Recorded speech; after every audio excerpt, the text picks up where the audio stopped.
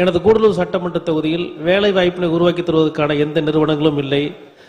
அதற்கு அருகிலேயே 2 மணி நேரத்தில் மைசூர் மற்றும் பெங்களூர் 4 மணி நேரத்தில் சென்றடைய முடியும். எனவே அங்கிருக்கக்கூடியவர்களும் வந்து வேலை செய்யக்கூடிய அளவில் எங்கள் ஊர் இளைஞர்கள் பணி வாய்ப்பு பெறக்கூடிய வகையில் எனது கூடலூர் சட்டமன்ற தொகுதியில் ஒரு சிறு தகவல் தொழில்நுட்ப பூங்காவினை அமைத்து தருவதற்கு அரசு முன்வருமா என்பதை தங்கள் வாயிலாக அறிய விரும்புகின்றேன்.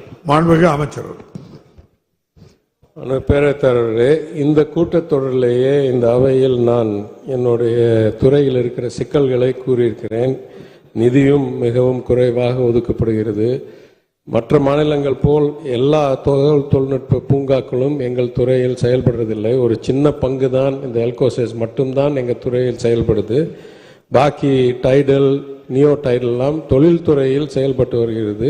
அது அசாதாரணமான சூழ்நிலையாக இருந்தாலும் அதுதான் 20 ஆண்டுகளாக தமிழ்நாட்டில் நடந்து கொண்டிருக்கிறது. எனவே யாரிடம் நிதியும் திறனும் அதிகாரமும் இருக்கோ அவரிடம் கேட்டால் அவர் செய்து கொடுப்பார் என்று நான் கருதுகிறேன். எங்களிடம் இல்லை. அது மாண்புமிகு உறுப்பினர் கேட்காங்க. மாண்புமிகு அமைச்சர், இதெல்லாம் நீங்க உள்ளுக்குள்ள பேசி சிஎம் பேசி முடிவு எடுக்க வேண்டியது. பாசிட்டிவா பதில் சொன்னா உறுப்பினர்களுக்கு நன்றாக இருக்கும்.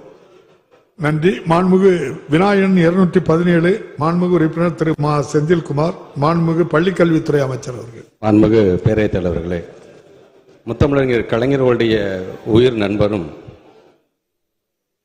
திருச்சி மாவட்டத்தை சார்ந்த முறையில் வெறும் நடிகர் திலகத்திற்காக மட்டுமல்ல, நாட்டுப்பற்று மிக்கவராகவும் என் கனடா நாட்டை சார்ந்திருக்கின்ற கௌரவ மேயர் பொறுப்பை வகித்தவரும் ஒட்டுமொத்த தமிழகத்திற்கே பெருமை தேடி தந்த நடிகர் திலகம் சிவாஜி கணேசன் ஐயா அவர்களுடைய சிலையை இருக்கின்ற இடத்திலே திறப்பதற்கு சட்ட ரீதியாக முயற்சி மேற்கொள்ளும் என்று சொன்ன மாண்புமிகு தமிழ் வளர்ச்சித்துறை அமைச்சர் அவர்களுக்கும், மாண்புமிகு தமிழ்நாட்டு முதலமைச்சருடைய அறிவுறுத்தலின்படி ஒரு பூங்காவுக்கு அவருடைய பெயரையும் அந்த பூங்காலே அவருக்கான சிலை அமைக்கப்படும் என்கின்ற முயற்சியை எடுப்பேன் என்று சொன்ன எங்களுடைய நகராட்சி நிர்வாகத்துறை அமைச்சர் அவர்களுக்கும், நடிகர் திலகத்தினுடைய ரசிகன் என்கிற முறையிலும் உறவுக்காரன் என்கிற முறையிலும் முதலினுடைய நன்றிகளை நான் தெரிவித்துக் கொண்டு, மாண்புமிகு தமிழ்நாட்டு முதலமைச்சர் அவர்களை வணங்கி தங்களுடைய அனுமதியோடு விடை ஆ மற்றும் ஆ.